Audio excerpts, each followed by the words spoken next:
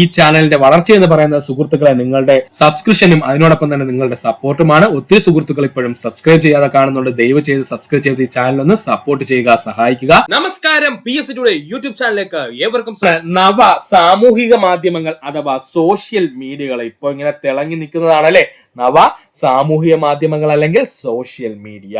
നമ്മുടെ ചുറ്റുപാടുമുള്ള വാർത്തകളും വിവരങ്ങളും ആശയങ്ങളും തമാശകളും ഒക്കെ കൈമാറാനും ചിത്രങ്ങൾ, വീഡിയോകൾ തുടങ്ങിയവ പങ്കുവയ്ക്കാനും ഒരു മാധ്യമം എന്ന ആശയത്തോടു കൂടി ഇന്റർനെറ്റിന്റെ വികാസത്തോടു കൂടി ഉത്ഭവിച്ച ആശയമാണ് നവസാമൂഹിക മാധ്യമങ്ങൾ എന്ന് പറഞ്ഞു കഴിഞ്ഞാൽ. അപ്പോൾ എന്താണ് നവസാമൂഹിക മാധ്യമങ്ങൾ എന്ന് പറഞ്ഞു കഴിഞ്ഞാൽ? നമ്മുടെ ചുറ്റുപാടുമുള്ള വാർത്തകളും വിവരങ്ങളും ആശയങ്ങളും തമാശകളും ഒക്കെ നമുക്ക് കൈമാറാനും ചിത്രങ്ങളും വീഡിയോകൾ തുടങ്ങിയവ മറ്റുള്ളവരുമായി പങ്കുവെക്കാനും ഒരു മാധ്യമം എന്ന ആശയത്തോടു കൂടി ഇന്റർനെറ്റിന്റെ വികാസത്തിൽ ഉത്ഭവിച്ച ആശയമാണ് നവ സാമൂഹിക മാധ്യമങ്ങൾ അഥവാ സോഷ്യൽ മീഡിയാസ് എന്നറിയപ്പെടുന്നത്. നവസാമൂഹിക മാധ്യമങ്ങൾക്ക് ഉദാഹരണം അല്ലെങ്കിൽ സോഷ്യൽ മീഡിയകൾക്ക് ഉദാഹരണം നമ്മൾ പഠിക്കണം. ഇതും PSCയുടെ പ്രീവിയസ് ആയി ചോദിച്ചതാണ്. ഫേസ്ബുക്ക്, ട്വിറ്റർ, ഡയസ്പോറ പഠിച്ചു വെച്ചോളണേ, ടെക്സ്റ്റ് ബുക്കിലുള്ളതാണ്. Diaspora, WhatsApp, Instagram. അപ്പോൾ നവസാമൂഹിക മാധ്യമങ്ങൾക്ക് ഉദാഹരണം ചോദിച്ചു കഴിഞ്ഞാൽ ഏതൊക്കെയാണ്? Facebook, Twitter, diaspora, WhatsApp, Instagram. Diaspora മറക്കരുത്, ഇമ്പോർട്ടന്റ് ആയിട്ട് പഠിച്ചോളണം സുഹൃത്തുക്കളെ, ഒരു കാരണവശാലും മറക്കല്ലേ. ടെക്സ്റ്റ് ബുക്കിൽ കിടക്കുന്നതാണ്. താഴെ പറയുന്നതിൽ ഏതെങ്കിലും ആയിരിക്കും എക്സാമിന് PSC ഉദാഹരണമായിട്ട് ചോദിക്കുന്നത്. അതുകൊണ്ട് ഡയസ്പോറ ഒന്ന് ഡീപ്പായിട്ട് പഠിച്ചോളുക, മനസ്സിൽ നിൽക്കുന്ന രീതിയിൽ. ഒന്നുകൂടി പറഞ്ഞുതരാം. നവസാമൂഹിക മാധ്യമങ്ങൾക്ക് ഉദാഹരണം ചോദിച്ചാൽ Facebook, Twitter, diaspora, WhatsApp, Instagram എന്നിവയാണ് പഠിക്കുക. അടുത്തതാണ് OTP. എന്താണ് OTP? ഇപ്പോൾ എന്തിന് OTP ഉണ്ടല്ലേ? ഏതൊരു കാര്യത്തിന് ഇപ്പൊ നമുക്ക് OTP വേണം. എന്താണ് OTP? OTPയുടെ പൂർണ്ണ രൂപമാണ് PSC ഏറ്റവും കൂടുതൽ പ്രീവിയസ് ആയി ചോദിച്ചുള്ളത്. പഠിക്കുക. OTPയുടെ പൂർണ്ണ രൂപമാണ് വൺ ടൈം പാസ്വേഡ്. OTPയുടെ ഫുൾ ഫോം എന്താ സുഹൃത്തുക്കളെ? One time password. ഈ വൺ ടൈം അങ്ങ് അണ്ടർലൈൻ ചെയ്ത് പഠിച്ചോളണേ. ഇവിടെ ഇട്ട് PSC കളിക്കും, നമുക്ക് തെറ്റും. വൺ ടൈം പാസ്വേഡിനെയാണ് നമ്മൾ OTP എന്ന പേരിൽ അറിയപ്പെടുന്നത്. നാം ഓൺലൈനായി നടത്തുന്ന ഇടപാടുകളെല്ലാം സുരക്ഷിതമാണ് എന്ന് ഉറപ്പുവരുത്തുന്നതിന് വേണ്ടി രൂപീകരിച്ചിരിക്കുന്ന സംവിധാനമാണ് OTP എന്ന പേരിൽ അറിയപ്പെടുന്നത്. നാം ഓൺലൈനായി നടത്തുന്ന ഇടപാടുകളെല്ലാം സുരക്ഷിതമാണ് എന്ന് ഉറപ്പുവരുത്തുന്നതിന് വേണ്ടിയിട്ട് രൂപീകരിച്ചിരിക്കുന്ന സംവിധാനമാണ് OTP എന്ന് പറയുന്നത്. ഉപഭോക്താവിന്റെ ഇമെയിൽ അഡ്രസ് വഴിയും മൊബൈൽ ഫോൺ നമ്പർ വഴിയും OTP ലഭിക്കുന്നതാണ്. ഉപഭോക്താവിന്റെ ഇമെയിൽ അഡ്രസ് വഴിയും മൊബൈൽ ഫോൺ നമ്പർ വഴിയും നമുക്ക് OTP ലഭിക്കുന്നതാണ്. ഇന്റർനെറ്റ് വഴിയുള്ള പണമിടപാടുകളും മറ്റു പ്രവർത്തനങ്ങൾക്കും ഇപ്പോൾ OTP സുരക്ഷിതത്വം അത്യാവശ്യമാണ് അല്ലെ? എവിടെ ഓപ്പൺ ചെയ്താലും OTP ചോദിക്കും അല്ലെ സുഹൃത്തുക്കളെ? ഇന്റർനെറ്റ് വഴിയുള്ള പണമിടപാടുകളും അതുപോലെ മറ്റു പ്രവർത്തനങ്ങൾക്കും നമുക്കിപ്പോ OTPയുടെ സുരക്ഷിതത്വം അത്യാവശ്യമാണ്. പഠിക്കുക. അപ്പൊ ഒന്നുകൂടി പറയാം സുഹൃത്തുക്കളെ, ശ്രദ്ധിക്കുക. PSC ഏറ്റവും കൂടുതൽ പ്രീവിയസ് ആയി ചോദിച്ച ചോദ്യം OTPയുടെ പൂർണ്ണരൂപമാണ്. എന്താ OTPയുടെ പൂർണ്ണരൂപം? വൺ ടൈം പാസ്വേഡ് എന്നാണ്. നാം ഓൺലൈനായി നടത്തുന്ന ഇടപാടുകളെല്ലാം സുരക്ഷിതമാണ് എന്ന് ഉറപ്പുവരുത്തുന്നതിന് വേണ്ടി രൂപീകരിച്ചിരിക്കുന്ന സംവിധാനമാണ് OTP എന്ന് പറയുന്നത്, അല്ലെങ്കിൽ വൺ ടൈം പാസ്വേഡ് എന്ന് പറയുന്നത്. ഉപഭോക്താവിനെ ഇമെയിൽ അഡ്രസ് വഴിയും മൊബൈൽ ഫോൺ നമ്പർ വഴിയും നമുക്ക് OTP ലഭിക്കുന്നതാണ്.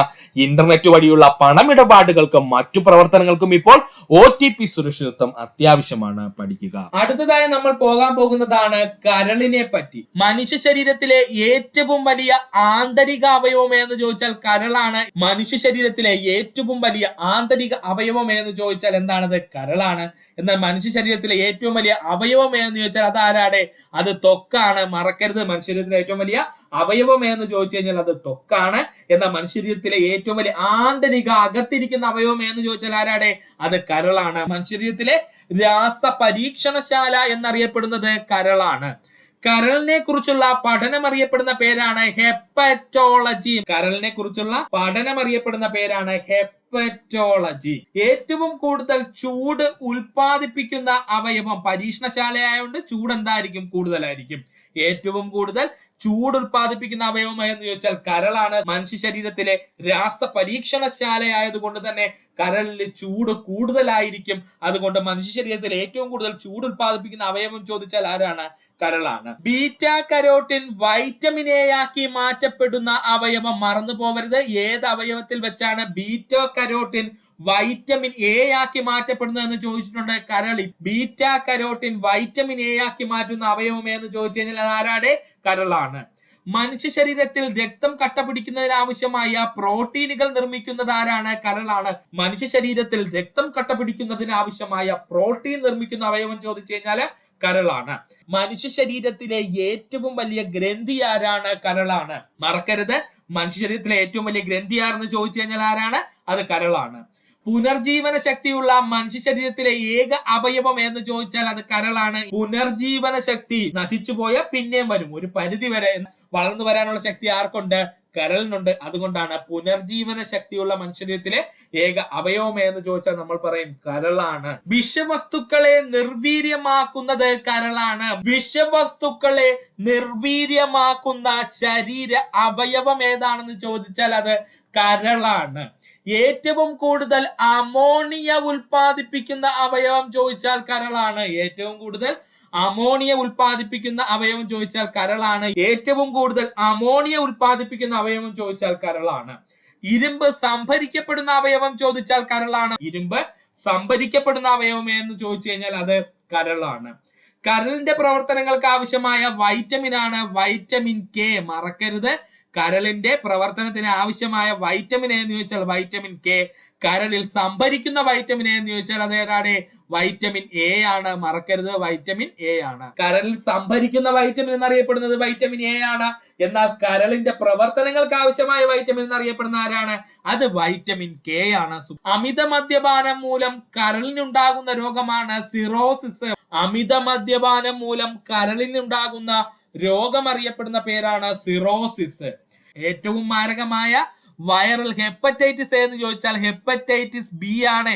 ഏറ്റവും മാരകമായ വൈറൽ ഹെപ്പറ്റൈറ്റിസ് എന്ന് ചോദിച്ചാൽ അത് ഹെപ്പറ്റൈറ്റിസ് ബി ആണ്. അടുത്തതായി നമുക്ക് പഠിക്കേണ്ടതാണ് ഫിൽ കലാപം. നമുക്ക് നോക്കാം എന്താ ഫിൽ കലാപം എന്നുള്ളത്. ഫിൽ കലാപം നടന്ന വർഷം 1818നും 1831നും ഇടയ്ക്കാണ്. ഫിൽ കലാപം നടന്ന വർഷം എത്ര സുഹൃത്തുക്കളെ? 1818നും 1831നും ഇടയിലായി. ഫിൽ കലാപം നടന്ന പ്രദേശം എവിടെയെന്ന് ചോദിച്ചു കഴിഞ്ഞാൽ അത് മഹാരാഷ്ട്രയിലെ ഖണ്ഡേഷ് ആണ്. മറക്കരുത്, ഫിൽ കലാപം നടന്ന പ്രദേശം എവിടെയാണ്? മഹാരാഷ്ട്രയിലെ ഖണ്ഡേഷ് ആണ്. 1818 ബ്രിട്ടീഷുകാർ യാതൊരു മുന്നറിയിപ്പും കൂടാതെ ഖണ്ഡേഷ് പ്രദേശം കൈയടക്കാൻ ശ്രമിച്ചതാണ് ഫിൽ കലാപത്തിന് കാരണം. ഈ കലാപങ്ങളുടെ കാരണം പഠിച്ചു വെച്ചോളണേ. 1818 ബ്രിട്ടീഷുകാർ യാതൊരു മുന്നറിയിപ്പും കൂടാതെ ഖണ്ഡേഷ് പ്രദേശം കൈയടക്കാൻ ശ്രമിച്ചതാണ് ഫിൽ കലാപത്തിന് കാരണമായി. തദ്ദേശീയരായ ഫിൽ ഗോത്രവർഗക്കാർക്ക് തങ്ങളുടെ ഭൂമിയിൽ വരുത്തിയ ബ്രിട്ടീഷ് മാറ്റങ്ങളെ അംഗീകരിക്കുവാൻ ഒരു വിധത്തിലും തയ്യാറായിരുന്നില്ല. ഓർക്കുക, തദ്ദേശീയരായ ഫിൽ ഗോത്രവർഗക്കാര് തങ്ങളുടെ ഭൂമിയിൽ വരുത്തിയ ബ്രിട്ടീഷ് മാറ്റങ്ങളെ അംഗീകരിക്കാൻ യാതൊരു വിധത്തിലും എന്തായില്ല?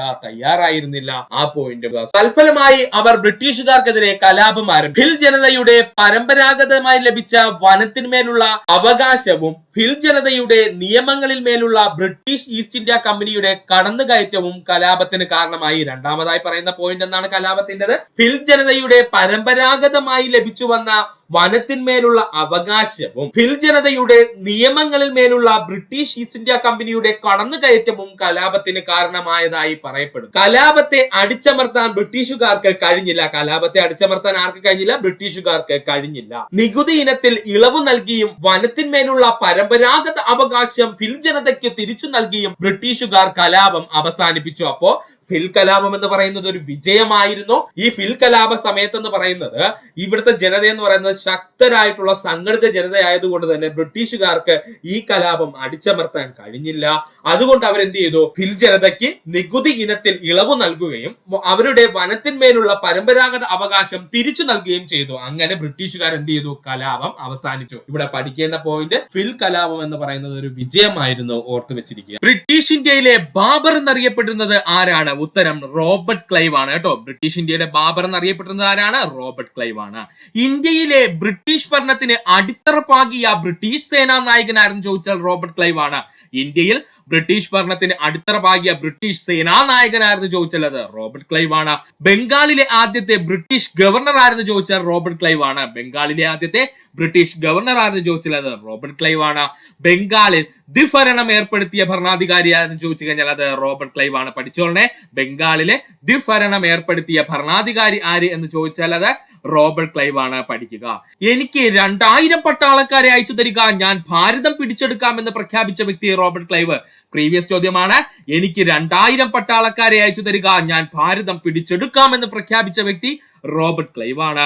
2 തവണ ബംഗാളിന്റെ ഗവർണർ ആയിരുന്ന വ്യക്തി റോബർട്ട് ക്ലൈവ്. 2 തവണ ബംഗാളിന്റെ ഗവർണർ ആയിരുന്ന വ്യക്തിയായിരുന്നു ചോദിച്ചാൽ അത് റോബർട്ട് ക്ലൈവ് ആണ്. ബക്സാർ യുദ്ധത്തിന്റെ ഭാഗമായി അലഹബാദ് ഉടമ്പടിയിൽ 1765 ഒപ്പുവെച്ച ഭരണാധികാരി റോബർട്ട് ക്ലൈവ്. പഠിച്ചോളണേ, ബക്സാർ യുദ്ധത്തിന്റെ ഭാഗമായി അലഹബാദ് ഉടമ്പടിയിൽ 1765 ഒപ്പുവെച്ച ഭരണാധികാരി ആര് എന്ന് ചോദിച്ചാൽ അത് റോബർട്ട് ക്ലൈവ് ആണ്. ഒന്നുകൂടി പറയാം സുഹൃത്തുക്കളെ, ശ്രദ്ധിച്ചിരിക്കുക. ബ്രിട്ടീഷ് ഇന്ത്യയിലെ ബാബർ എന്നറിയപ്പെടുന്നത് ആരെന്ന് ചോദിച്ചാൽ അത് റോബർട്ട് ക്ലൈവ് ആണ്. ഇന്ത്യയിലെ ബ്രിട്ടീഷ് ഭരണത്തിന് അടിത്തറയിട്ട ബ്രിട്ടീഷ് സേനാനായകനാരെന്ന് ചോദിച്ചാൽ റോബർട്ട് ക്ലൈവ് ആണ്. അതുകൊണ്ടാണ് റോബർട്ട് ക്ലൈവിനെ ബ്രിട്ടീഷ് ഇന്ത്യയിലെ ബാബർ എന്ന് അറിയപ്പെടുന്നത്. ബംഗാളിലെ ആദ്യത്തെ ബ്രിട്ടീഷ് ഗവർണർ ആരെന്ന് ചോദിച്ചാൽ അത് റോബർട്ട് ക്ലൈവ് ആണ്. ബംഗാളിൽ ദ്വിഭരണം ഏർപ്പെടുത്തിയ ഭരണാധികാരി റോബർട്ട് ക്ലൈവ് ആണ്. പ്രീവിയസ് ക്വസ്റ്റ്യൻ ആണ്, ഒന്നുകൂടി പറയാം. ബംഗാളിലെ ദ്വിഭരണം ഏർപ്പെടുത്തിയ ഭരണാധികാരി ആരെന്ന് ചോദിച്ചാൽ അത് റോബർട്ട് ക്ലൈവ് ആണ്. എനിക്ക് 2000 പട്ടാളക്കാരെ അയച്ചു തരിക, ഞാൻ ഭാരതം പിടിച്ചെടുക്കാമെന്ന് പ്രഖ്യാപിച്ച വ്യക്തി റോബർട്ട് ക്ലൈവ് ആണ്. ഇത് പ്രീവിയസ് ചോദ്യമാണ്, ഒന്നുകൂടി പറയാൻ ശ്രദ്ധിക്കുക. എനിക്ക് 2000 പട്ടാളക്കാരെ അയച്ചു തരിക, ഞാൻ ഭാരതം പിടിച്ചെടുക്കാമെന്ന് പ്രഖ്യാപിച്ച വ്യക്തിയാണെന്ന് ചോദിച്ചാൽ അത് റോബർട്ട് ക്ലൈവ് ആണ്. 2 തവണ ബംഗാൾ ഗവർണർ ആയിരുന്ന വ്യക്തിയാണെന്ന് ചോദിച്ചാൽ റോബർട്ട് ക്ലൈവ് ആണ്. 2 തവണ ബംഗാൾ ഗവർണർ ആയിരുന്ന വ്യക്തിയാണെന്ന് ചോദിച്ചാൽ അത് റോബർട്ട് ക്ലൈവ് ആണ്. ബക്സാർ യുദ്ധത്തിന്റെ ഭാഗമായി അലഹബാദ് ഉടമ്പടിയിൽ 1765 ഒപ്പുവെച്ച ഭരണാധികാരി റോബർട്ട് ക്ലൈവ് ആണ്. പഠിച്ചോളനെ, ബക്സാർ യുദ്ധത്തിന്റെ ഭാഗമായിട്ട് അലഹബാദ് ഉടമ്പടിയിൽ 1765 ഒപ്പുവെച്ച ഭരണാധികാരി ആര് എന്ന് ചോദിച്ചാൽ അത് റോബർട്ട് ക്ലൈവ് ആണ്. യുദ്ധത്തെ കുറിച്ച് പ്രതിപാദിക്കുന്ന ഭാഗം ചോദിച്ചു കഴിഞ്ഞാൽ ഭാഗം 2 ആണ്, മറക്കരുത്. ഇന്ത്യയിലെ പൗരത്വത്തെ കുറിച്ച് പ്രതിപാദിക്കുന്ന ഭാഗം ഏതെന്ന് ചോദിച്ചാൽ എത്രയാ സുഹൃത്തുക്കളെ? ഭാഗം 2 ആണ്. ഇന്ത്യൻ ഭരണഘടന വിഭാവനം ചെയ്യുന്ന പൗരത്വമാണ് ഏക പൗരത്വം. 100-ൽ കൂടുതൽ തവണ PSC റിപ്പീറ്റ് ആയി ചോദിച്ച ചോദ്യം. ഇന്ത്യൻ ഭരണഘടന വിഭാവനം ചെയ്യുന്ന പൗരത്വം എന്താണ്? ഏക പൗരത്വമാണ്. എന്ത് പൗരത്വമാണ്? ഏക പൗരത്വം. ഭരണഘടനയിൽ പൗരത്വത്തെ കുറിച്ച് പ്രതിപാദിക്കുന്ന വകുപ്പ് 5 മുതൽ 11 വരെ. എത്ര മുതൽ എത്ര വരെയാണ്? 5 വകുപ്പ് മുതൽ 11-ാം വകുപ്പ് വരെയാണ് ഇന്ത്യൻ ഭരണഘടനയിൽ പൗരത്വത്തെ കുറിച്ച് എന്ത് ചെയ്യുന്നത്? പ്രതിപാദിക്കുന്നത്. ഒന്നുകൂടി പറയാം. പൗരത്വത്തെ കുറിച്ച് പ്രതിപാദിക്കുന്ന ഭാഗം ചോദിച്ചു കഴിഞ്ഞാലാണ് 2. ഇന്ത്യൻ ഭരണഘടനയെ വിഭാവനം ചെയ്യുന്ന പൗരത്വം ചോദിച്ചു കഴിഞ്ഞാൽ ഏക പൗരത്വം. ഭരണഘടനയിൽ പൗരത്വത്തെ കുറിച്ച് പ്രതിപാദിക്കുന്ന വകുപ്പ് ചോദിച്ചു കഴിഞ്ഞാൽ അത് 5 മുതൽ 11 വരെ. പൗരത്വ നിയമം പാസാക്കിയ വർഷം 1955. പൗരത്വ നിയമം പാസാക്കിയ വർഷം ചോദിച്ചു കഴിഞ്ഞാൽ 1955-ലാണ്. എത്രയാ സുഹൃത്തുക്കളെ? 1955. ഇരട്ട പൗരത്വം എന്ന ആശയം മുന്നോട്ട് വെച്ച കമ്മിറ്റിയാണ് LM സിഗ്വി കമ്മിറ്റി. ഇരട്ട പൗരത്വം എന്ന ആശയം മുന്നോട്ട് വെച്ച കമ്മിറ്റി എന്ന് ചോദിച്ചാല് LM സിഗ്വി കമ്മിറ്റിയാണ്. ഇതും ചോദിച്ചിട്ടുള്ള ചോദ്യമാണ്. ഒന്നുകൂടി പറയുന്നു, ഇരട്ട പൗരത്വം എന്ന ആശയം മുന്നോട്ട് വെച്ച കമ്മിറ്റി ഏത് എന്ന് ചോദിച്ചു കഴിഞ്ഞാൽ അത് LM സിഗ്വി കമ്മിറ്റിയാണ്. ഇനി നമുക്ക് നോക്കാനുള്ളത്, ഒരു വ്യക്തിക്ക് 5 രീതിയിൽ ഇന്ത്യൻ പൗരത്വം ലഭിക്കുന്നു. എങ്ങനെയാ പറഞ്ഞത്? ഒരു വ്യക്തിക്ക് 5 രീതിയിൽ ഇന്ത്യൻ പൗരത്വം ലഭിക്കുന്നു. ഒന്നുകൂടി പറയുവാണ്, ഒരു വ്യക്തിക്ക് 5 രീതിയിൽ ഇന്ത്യൻ പൗരത്വം ലഭിക്കുന്നു. അത്രയും ഇമ്പോർട്ടൻസ് ഉണ്ട് ആ പോയിന്റിന്. ഏതൊക്കെയാണ് 5 രീതി എന്ന് ചോദിച്ചു കഴിഞ്ഞാൽ, ജന്മസിദ്ധമായി ലഭിക്കുന്ന പൗരത്വം അല്ലെങ്കിൽ ബൈ ബർത്ത് എന്ന് പറയും. അതായത് ജനനത്തോടു കൂടി നമുക്ക് ലഭിക്കുന്ന പൗരത്വം. നമ്മളിപ്പോ ഇന്ത്യയിലാണ് ജനിക്കുന്നത്, നമുക്ക് എന്താണ് ഇന്ത്യൻ സിറ്റിസൺഷിപ്പ് അല്ലെങ്കിൽ ഇന്ത്യൻ പൗരത്വം നമുക്ക് ലഭിക്കാനുള്ള അവകാശമുണ്ട്. 2-ാമത്തെ പോയിന്റ് ആണ് പിന്തുടർച്ച വഴിയുള്ള പൗരത്വം എന്ന് പറയുന്നത്. അതായത് നമ്മുടെ ഏതെങ്കിലും ഒരു തലമുറ ഇന്ത്യക്ക് പുറത്ത് ഏതെങ്കിലും ഒരു രാജ്യത്ത് പോയിട്ട് അവിടെ സെറ്റിൽ ആവുകയാണെന്ന് കരുതുക, അല്ലെങ്കിൽ അവിടുത്തെ പൗരത്വം എടുക്കുകയാണെന്ന് കരുതുക. അവർ തിരിച്ച് ഇന്ത്യയിലേക്ക് വരുവാണെന്നുണ്ടെങ്കിൽ അവർക്ക് എന്ത് ചെയ്യും? മറ്റുള്ളവരെക്കാളും പെട്ടെന്ന് പൗരത്വം ലഭിക്കുവാൻ കഴിയും. കാരണം നമ്മൾ എന്താണ്? ഇന്ത്യൻ പൗരനായതുകൊണ്ട്. ആ പോയിന്റ് സുഹൃത്തുക്കൾ എന്ത് ചെയ്യുക? ഓർക്കുക. രജിസ്ട്രേഷൻ മുഖാന്തരം നമുക്ക് എന്ത് ചെയ്യാൻ പറ്റും? ഇന്ത്യയുടെ പൗരത്വം നേടാൻ കഴിയും. ചിരകാല അധിവാസം മുഖേന ഒരുപാട് വർഷക്കാലം ഇന്ത്യയിൽ താമസിക്കുകയാണെന്നുണ്ടെങ്കിൽ നമുക്ക് എന്ത് ലഭിക്കും? ലഭിക്കും? ഇന്ത്യൻ പൗരത്വം ലഭിക്കാം. ഒരുപാട് നാൾ ഇന്ത്യയിൽ താമസിക്കുകയാണെന്നുണ്ടെങ്കിൽ നമുക്ക് എന്ത് ലഭിക്കും? ഇന്ത്യൻ പൗരത്വം ലഭിക്കും. അതാണ് ചിരകാല അധിവാസം മുഖേന എന്ന് പറഞ്ഞിരിക്കുന്നത്. പ്രാദേശിക സംയോജനം മൂലം, എക്സാമ്പിൾ ആയിട്ട് പറഞ്ഞു കഴിഞ്ഞാൽ ഇപ്പൊ ഇന്ത്യയുടെ ഭാഗമായിട്ട് ഏതെങ്കിലും ഒരു പ്രദേശത്തിനെ കൂട്ടിച്ചേർക്കുകയാണെന്ന് കരുതുക.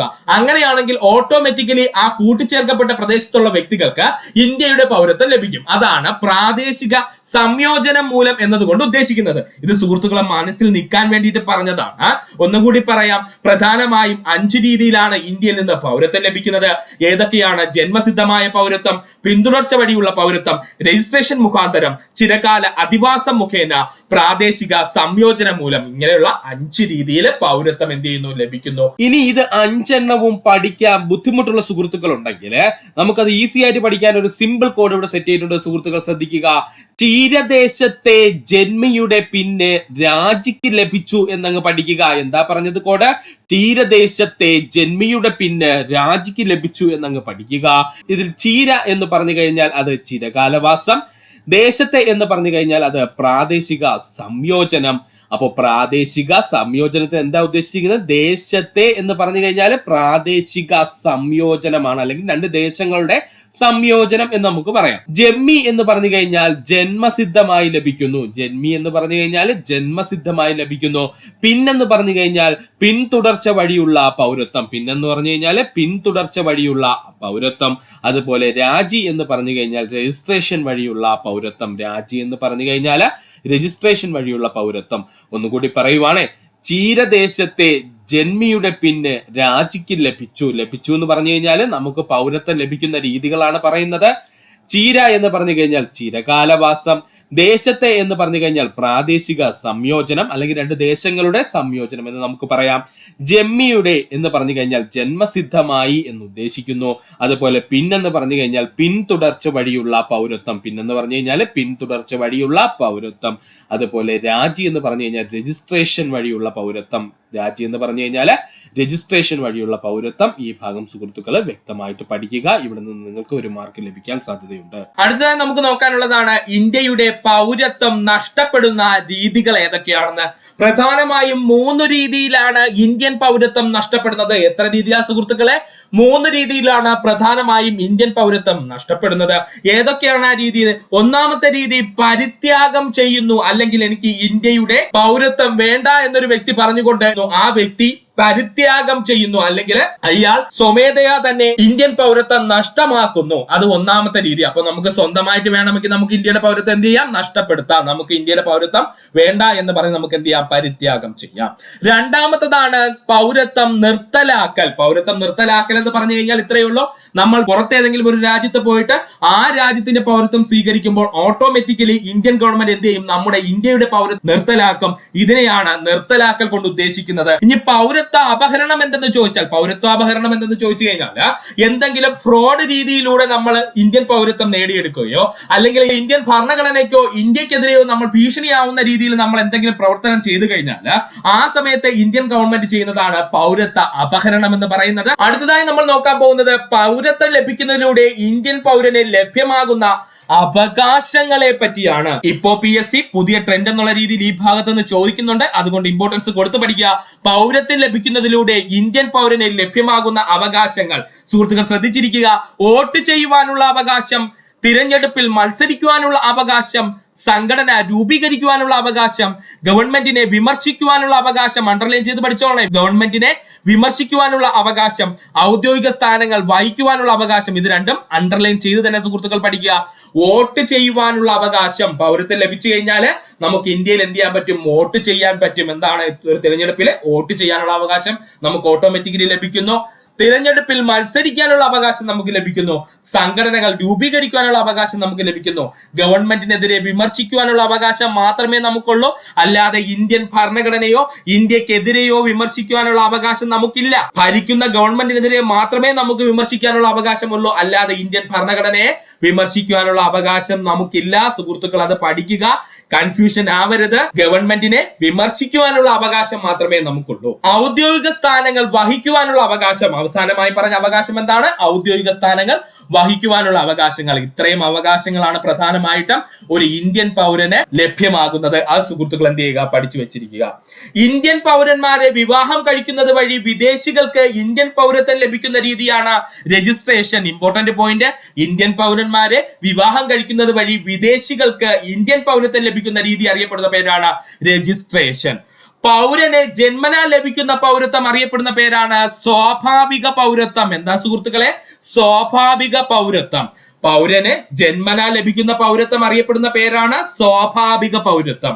ഒരു രാജ്യത്തെ നിയമ നടപടികൾ പാലിച്ചുകൊണ്ട് വ്യക്തി നേടിയെടുക്കുന്ന പൗരത്വം അറിയപ്പെടുന്ന പേരാണ് ആർജിത പൗരത്വം. അത് ഇമ്പോർട്ടന്റ് ആണ്. അതും രജിസ്ട്രേഷനും തമ്മിൽ തിരിഞ്ഞു പോവല്ലേ. ഒരു രാജ്യത്തെ നിയമ നടപടികൾ പാലിച്ചുകൊണ്ട് ഒരു വ്യക്തി നേടിയെടുക്കുന്ന പൗരത്വമാണെങ്കിൽ അത് ആർജിത പൗരത്വം. അതേതാണ്? ആർജിത പൗരത്വം. എന്നാൽ ഇന്ത്യൻ പൗരന്മാരെ വിവാഹം കഴിച്ചുകൊണ്ട് വിദേശ വ്യക്തികൾ ഇന്ത്യയുടെ പൗരത്വം ലഭിക്കുന്ന രീതിയാണ് രജിസ്ട്രേഷൻ. ചിരകാല അധിവാസം മുഖേനയാണ് മദർ തെരേസയ്ക്കും അതുപോലെ ലാറി ബേക്കറിനും ഇന്ത്യൻ പൗരത്വം ലഭിച്ചത്. ചിരകാല അധിവാസം മുഖേന മദർ തെരേസയ്ക്കും ലാറി ബേക്കറിനും ഇന്ത്യൻ പൗരത്വം ലഭിച്ചിരുന്നു. ഇവർ രണ്ടുപേരെയും PSC 100-ൽ കൂടുതൽ തവണ ചോദിച്ചിട്ടുണ്ട്. അതുകൊണ്ടാണ് എടുത്തു പറഞ്ഞത്. അഗതികളുടെ അമ്മ എന്നറിയപ്പെടുന്ന മദർ തെരേസയും അതുപോലെ തന്നെയാണ് വാസ്തുവിദ്യ ഗാന്ധി എന്നറിയപ്പെടുന്ന ലാറി ബേക്കറിനും ചിരകാല അധിവാസം മുഖേന ഇന്ത്യൻ പൗരത്വം ലഭിച്ചു. അത് സുഹൃത്തുക്കൾ മറക്കരുത്. ഇനി നമ്മൾ നിർബന്ധമായും പഠിച്ചിരിക്കേണ്ട പോയിന്റ് ആണ് പൗരത്വ ഭേദഗതി നിയമം 2019. പൗരത്വ ഭേദഗതി നിയമം 2019 ഇമ്പോർട്ടൻസ് കൊടുത്തു തന്നെ സുഹൃത്തുക്കൾ പഠിക്കുക. ഇന്ത്യൻ പൗരത്വം എത്ര തവണ ഭേദഗതി ചെയ്തിട്ടുണ്ടെന്ന് ചോദിച്ചു കഴിഞ്ഞാൽ 6 തവണ ഭേദഗതി ചെയ്തിട്ടുണ്ട്. പഠിച്ചു വെച്ചോളണേ. ഒരു തവണയല്ല. മിക്ക സുഹൃത്തുക്കളും തെറ്റിക്കുന്ന പോയിന്റ് ആണ്. ഇന്ത്യൻ പൗരത്വം എത്ര തവണ ഭേദഗതി ചെയ്തിട്ടുണ്ടെന്ന് ചോദിച്ചാൽ അത് 6 തവണ. ഇന്ത്യയുടെ ആമുഖം എത്ര തവണ ഭേദഗതി ചെയ്തിട്ടുണ്ടെന്ന് ചോദിച്ചാൽ അത് 1 തവണ. ഇന്ത്യയുടെ ആമുഖം എത്ര തവണ ഭേദഗതി ചെയ്തിട്ടുണ്ടെന്ന് ചോദിച്ചു കഴിഞ്ഞാൽ 1 തവണ. ഇന്ത്യയുടെ പൗരത്വം എത്ര തവണ ഭേദഗതി ചെയ്തിട്ടുണ്ടെന്ന് ചോദിച്ചാൽ അത് 6 തവണ. ഇന്ത്യൻ പൗരത്വം ആദ്യമായി ഭേദഗതി ചെയ്ത വർഷം 1986. ഇന്ത്യൻ പൗരത്വം ആദ്യമായി ഭേദഗതി ചെയ്ത വർഷം എത്രയാ സുഹൃത്തുക്കളെ? 1986-ലാണ്. പൗരത്വ ഭേദഗതി ബിൽ ലോകസഭ പാസാക്കിയത് എപ്പോഴത്തെയാ? 2019-ലാണ് കേട്ടോ പറയുന്നത്. പൗരത്വ ഭേദഗതി ബില്ല് ലോകസഭ പാസാക്കിയത് 2019 ഡിസംബർ 9-ന്. അപ്പൊ പൗരത്വ ഭേദഗതി ബില്ല് ലോകസഭയിൽ ആദ്യം വെച്ചു. അത് പാസാക്കിയ വർഷം 2019 ഡിസംബർ 9-ന്. പൗരത്വ ഭേദഗതി ബില്ല് രാജ്യസഭ പാസാക്കിയത് 2019 ഡിസംബർ 11. പൗരത്വ ഭേദഗതി ബില്ല് രാജ്യസഭ പാസാക്കിയ വർഷം ചോദിച്ചാൽ 2019 ഡിസംബർ മാസം 11-ാം തീയതി. പൗരത്വ ഭേദഗതി ബില്ല് പ്രസിഡന്റ് ഒപ്പുവെച്ചത് 2019 ഡിസംബർ മാസം 12-ാം തീയതി, പിറ്റേ ദിവസം കേട്ടോ. പൗരത്വ ഭേദഗതി ബില്ല് പ്രസിഡന്റ് ഒപ്പുവെച്ചത് എപ്പോഴെന്ന് ചോദിച്ചാൽ രാജ്യസഭ പാസാക്കി പിറ്റേ ദിവസം 2019 ഡിസംബർ മാസം 12-ാം തീയതിയാണ്. പൗരത്വ ഭേദഗതി ബില്ല് പ്രാബല്യത്തിൽ വന്നതെന്ന് ചോദിച്ചാൽ 2020 ജനുവരി 10-നാണ്. ഇമ്പോർട്ടൻസ് കൊടുത്തു പഠിക്കേണ്ട പോയിന്റ് ആണ്. പൗരത്വ ഭേദഗതി ബില്ല് പ്രാബല്യത്തിൽ വന്നത് എത്രയെന്ന് ചോദിച്ചാൽ 2020 ജനുവരി മാസം 10-ാം തീയതിയാണ്. 2020 മുതലുള്ള കറണ്ട് അഫയേഴ്സ് ചോദ്യങ്ങൾ PSC എടുത്തെടുത്ത് ചോദിക്കുന്നുണ്ട്. അതുകൊണ്ട് നമ്മൾ ഇത് പഠിച്ചേ പറ്റോ. പൗരത്വ ഭേദഗതി ബിൽ ലോകസഭ പാസാക്കിയത് 2019 ഡിസംബർ 9-നാണ്. പൗരത്വ ഭേദഗതി ബിൽ രാജ്യസഭ പാസാക്കിയത് 2019 ഡിസംബർ 11-നാണ്. പൗരത്വ ഭേദഗതി ബില്ല് പ്രസിഡന്റ് ഒപ്പുവെച്ചത് 2019 ഡിസംബർ 12-നാണ്. പൗരത്വ ഭേദഗതി ബിൽ 2019 നിലവിൽ വന്നത് 2020 ജനുവരി 10-നാണ്. ആദ്യത്തെ 3 2019 ഡിസംബറിലെ 9, 11, 12 തീയതികളിൽ നടന്നു. പൗരത്വ ഭേദഗതി ബില്ല് പ്രാബല്യത്തിൽ വന്നതെന്ന് ചോദിച്ചാൽ 2020 ജനുവരി 10-നാണ്. ഇത്രയും ഭാഗം സുഹൃത്തുക്കളെ വ്യക്തമായി പഠിക്കുക. ഇത്രയും നേരം ഈ വീഡിയോ കണ്ട സുഹൃത്തുക്കൾക്ക് എല്ലാവർക്കും നന്ദി, നമസ്കാരം. ഈ വീഡിയോ നിങ്ങൾക്ക് ഇഷ്ടമായെങ്കിൽ നിങ്ങളുടെ സുഹൃത്തുക്കൾ കൂടി ഒന്ന് ഷെയർ ചെയ്ത് കൊടുക്കുക. അതിനോടൊപ്പം തന്നെ നമ്മുടെ ചാനൽ സബ്സ്ക്രൈബ് ചെയ്ത് സഹായിക്കുക. സബ്സ്ക്രൈബ് ബട്ടൺ ചേർന്നുള്ള ബെൽ ബട്ടൺ അമർത്തി കഴിഞ്ഞാൽ നമ്മൾ അപ്ലോഡ് ചെയ്യുന്ന വീഡിയോകൾ അപ്പോൾ തന്നെ നിങ്ങളിലെത്തുന്നതാണ്. എല്ലാ സുഹൃത്തുക്കൾക്കും നന്ദി, നമസ്കാരം. നല്ലൊരു ദിവസം നേരുന്നു.